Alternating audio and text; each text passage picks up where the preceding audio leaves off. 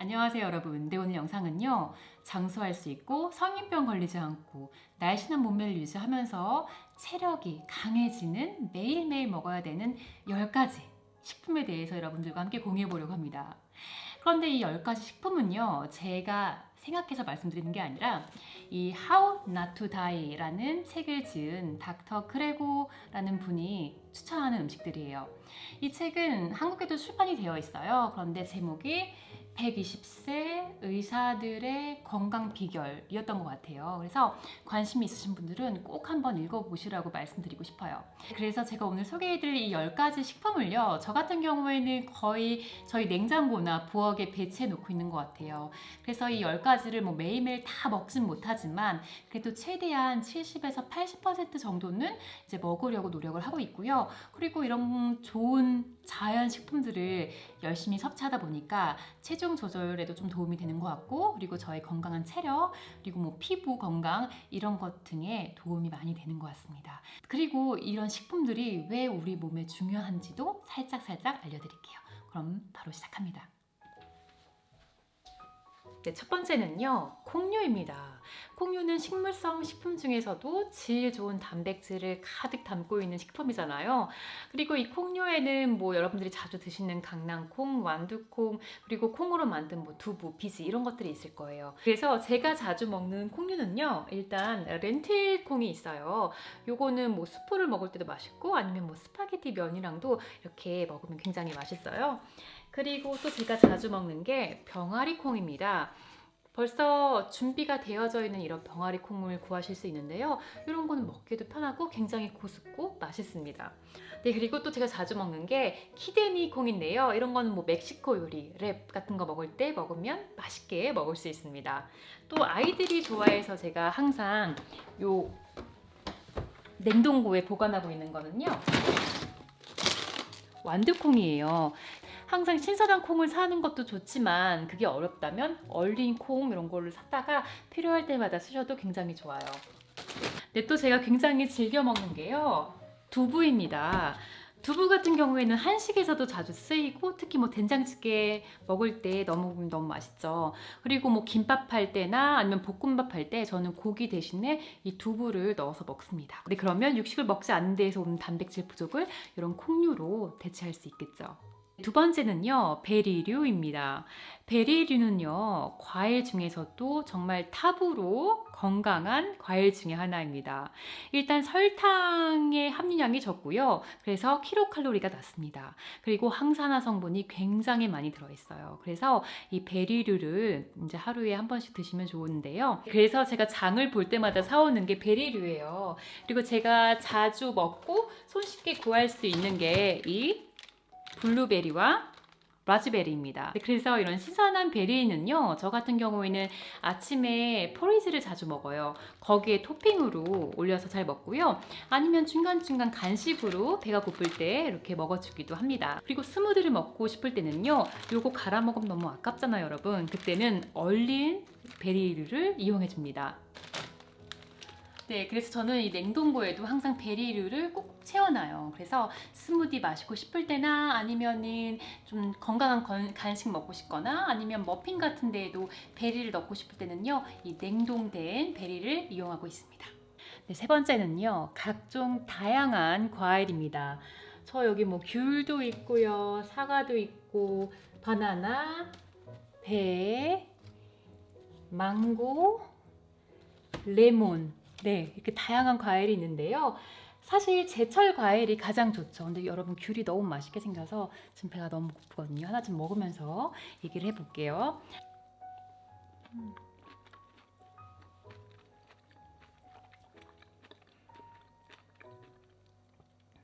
겨울에 먹는 이 귤 맛은 정말 최고인 것 같아요, 여러분. 그래서 과일을 드실 때 가장 좋은 방법은요, 첫 번째로 제철 과일이 좋고요, 두 번째로는 지역산 과일이 가장 좋습니다. 그리고 과일을 먹는 가장 좋은 시기는 제가 배운 거에 의하면 우리가 흔하게 먹는 식후, 디저트가 아니라 식전, 적어도 30분 전이나 아니면 단독으로 먹는 게 가장 좋다고 합니다. 왜냐하면 과일을 뭐 단백질이나 탄수화물 등이 들은 식품과 같이 먹게 되면요, 이 소화되는 시간이 다르다고 해요. 과일 같은 경우에는 굉장히 빨리 소화가 되고, 그런 단백질이나 탄수화물은 소화 속도가 느립니다. 그러다 보니까 빨리 소화된 이 과일이 위에서 부패하기 시작한다고 해요. 그럼 그만큼 배 안에 가스가 차기도 하고요, 좀 독소가 나올 수도 있고, 또 좋은 이 과일의 성분이 우리 몸에 쏙쏙 들어가지 못한다고 합니다. 그래서 가능하다면 과일은 최대한 단독으로 드시는 게 좋고요. 그래서 뭐 아침 식사 대용이나 아니면 오후에 출출할 때 간식으로 드시면 건강에도 좋고 맛도 좋고 또 우리 몸에 소화도 잘 될 거예요. 네 번째는요, 십자합과 채소입니다. 십자합과 채소를 좀 쉽게 말하면 뭐 배추류, 무류를 볼 수 있어요. 그리고 여기에 해당되는 채소가요, 브로콜리, 배추, 무, 청경채, 콜라비, 그리고 또 뭐가 있을까요? 네, 양배추, 이런 것들이 있어요. 그런데 제가 제 냉장고에 가지고 있는 건 현재 뭘까요, 여러분? 네, 브로콜리입니다. 근데 브로콜리는 항암 식품으로도 유명하죠. 그리고 비타민 C가 많이 들어있는 야채로도 유명합니다. 그래서 제가 슈퍼마켓에 일주일에 한 2번 정도를 가는데요, 그때마다 꼭 챙겨서 사는 그런 식품이고요. 사실 그렇게 좋아라 하진 않아요. 근데 뭐 몸에 좋다니까 꼭 챙겨서 사서 먹고 있습니다. 그리고 십자합과 채소가 중요한 이유는요, 이 십자합과 채소의 대부분의 채소 안에 항암 성분이 많이 들어 있습니다. 그래서 이런 암이 또 우리 성인병의 주범이잖아요. 그래서 암을 예방하는 그런 성분이 많이 들어있기 때문에 이 십자합과 채소 매일매일 꼭 챙겨 드시면 좋을 거예요. 네, 5번째는 녹색 채소입니다.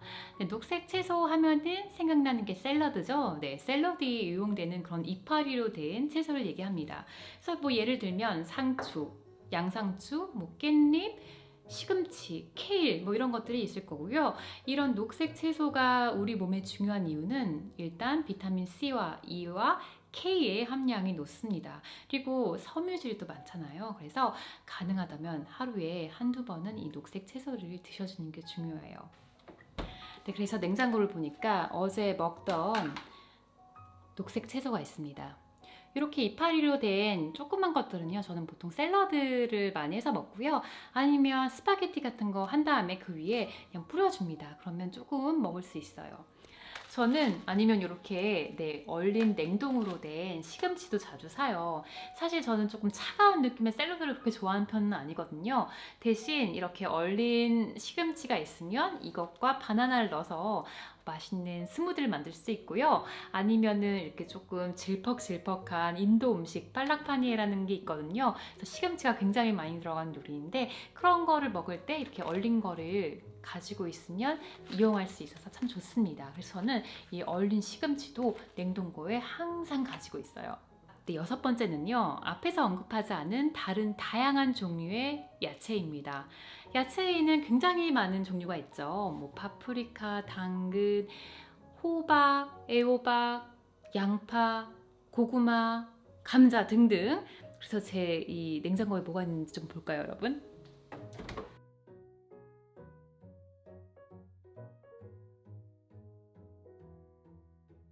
네, 그래서 이 다양한 야채들을 여러분 식사를 하실 때마다 골고루 다양한 색상으로 드셔주세요. 야채마다 정말 우리 몸에 필요한 비타민, 무기질, 미네랄 이런 것들을 다양하게 가지고 있고요. 당연히 항산화 작용을 하는 것들, 그리고 항암 작용을 하는 것들도 많이 들어 있습니다. 그리고 또 이 야채는요, 킬로칼로리가 낮잖아요. 그래서 많이 드셔도 살이 찔 염려가 별로 없습니다. 그래서 여러분 야채 많이 챙겨 드세요. 네, 7번째는요, 아마씨입니다. 아마씨 안에는 불포화 지방산인 오메가3가 굉장히 많이 들어있는 걸로 유명하죠. 이 오메가3는요, 우리 피부 건강에도 굉장히 중요하고요. 또 우리 두뇌 건강에도 굉장히 중요합니다. 그래서 이 오메가3를 얻기 위해서 많은 분들이 생선을 또 드시잖아요. 네, 그런데 생선을 너무 자주 드시다 보면 중금속 중독에 노출될 수가 있습니다. 그래서 오메가3를 얻는데 조금 더 안전한 방법은 이 방법이 아마씨를 드시는 거라고 볼 수 있어요. 그리고 아마씨 안에는 식물성 에스트로겐이 많이 들어있습니다. 그래서 갱년기 여성들에게도 굉장히 좋다고 해요. 아마씨는 하루에 한 큰술만 드시면 됩니다. 몸에 좋다고 더 많이 드시면 뭐 설사나 복통이 있으실 수 있어요. 그래서 주의하시고요. 그리고 이 아마씨를 드실 때는 이거를 꼭 갈아서 드셔야 돼요. 그렇지 않으면 드신 게 그냥 바로 대변으로 나오게 됩니다. 그래서 제 이제 냉장고에 갈은 게 있어요. 갈은 모양은 이렇게 생겼는데요. 또 이게 가장 좋은 방법은 먹을 때마다 새로 가는 게 제일 좋대요. 왜냐면 이 또 오메가3 불포화 지방산이 아마씨에 많이 들었기 때문에 산패될 위험이 많습니다. 근데 매일 가는 건 좀 무리고요. 사실 귀찮잖아요. 그래서 저는 일주일 먹을치를 갈아서 냉장 보관합니다. 그래서 요거를 바로바로 필요할 때마다 먹어줘요. 그래서 여러분 요거는요, 저는 뭐 뮤슬리 먹을 때도 먹고요, 아니면 뭐 빵 먹을 때 그냥 그 위에 뿌려 먹기도 하고, 아니면 샐러드 위에도 뿌려 먹기도 하고, 아니면 저는 안 해봤는데 밥을 지을 때 넣어서 먹어도 고소고 좋다고 합니다. 네, 8번째는요, 음식을 조리할 때 음식의 풍미도 높여주고 또 우리의 건강까지 챙길 수 있는 양념과 허브를 잘 이용해 주는 겁니다. 다양한 양념과 허브 안에는 또 항산화 성분이 많이 들어있고요.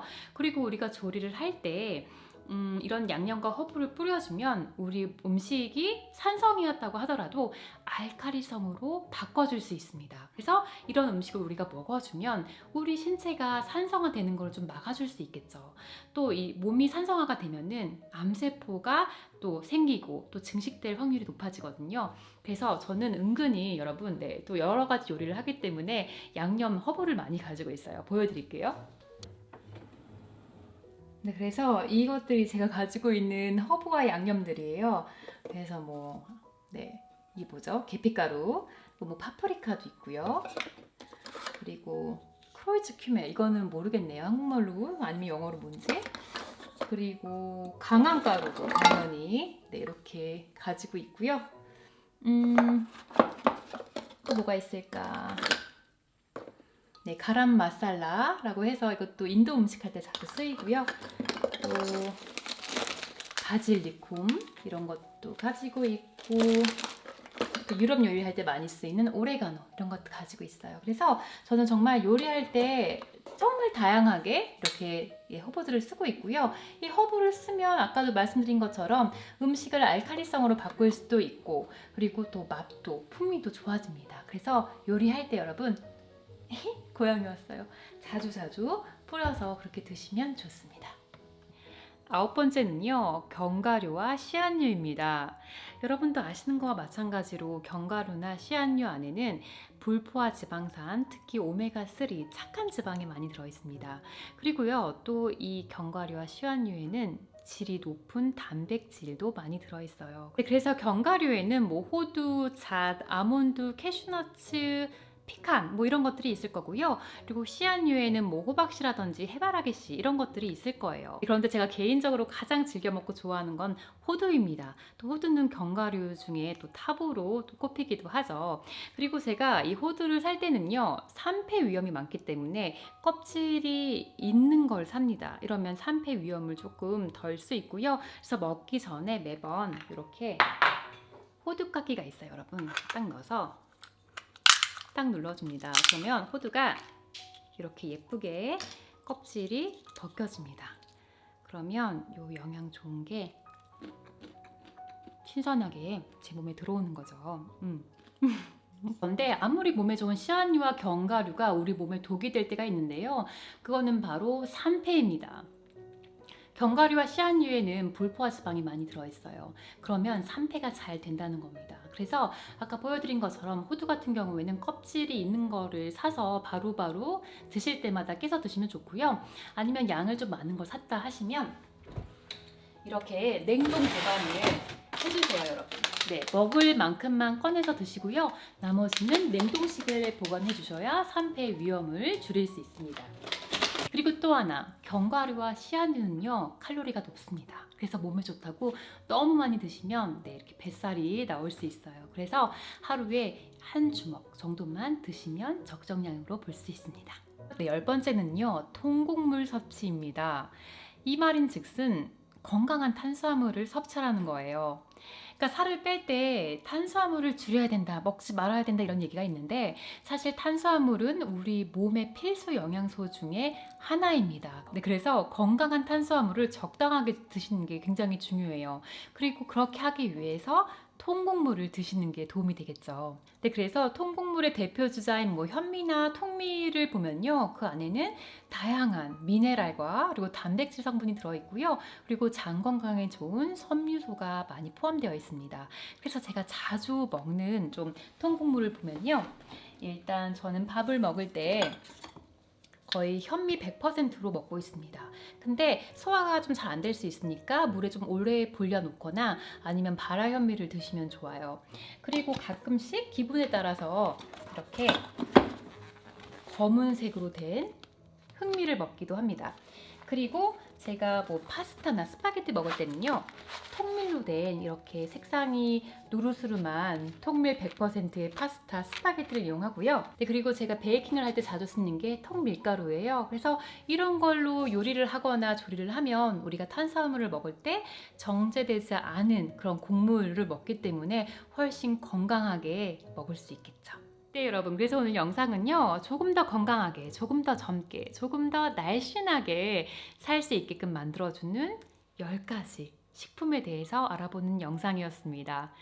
제가 가지고 있는 식품들을 여러분들께 보여드려서 조금 더 이해가 되지 않았을까라는 생각이 들어요. 근데 이렇게만 하면은 조금 아쉬우니까 제가 다음 주 영상에서는 제가 어떤 식으로 먹어야 이 10가지를 하루에 다 먹을 수 있는지 여러분들께 한번 보여드릴게요. 그래서 혹시 여러분들께서 이 10가지 다 먹는 도전을 해보고 싶다 하신다면 제 영상을 보시고 조금 더 이렇게 하면 되겠다라고 아이디어가 생기지 않을까라는 생각이 들어요. 네, 여러분. 그래서 오늘 영상은 여기까지였고요. 제가 이 책을 통해서 알려드린 이 10가지 식품들을 매일매일 다 드시기는 어렵겠지만 최대한 많이 드시게끔 한번 노력해 보세요. 그러면 분명히 여러분들의 전반적인 건강 상태 그리고 체중 조절에 큰 도움이 되리라는 생각이 듭니다. 그러면 저희는 다음 영상에서 또 만나요. 그때까지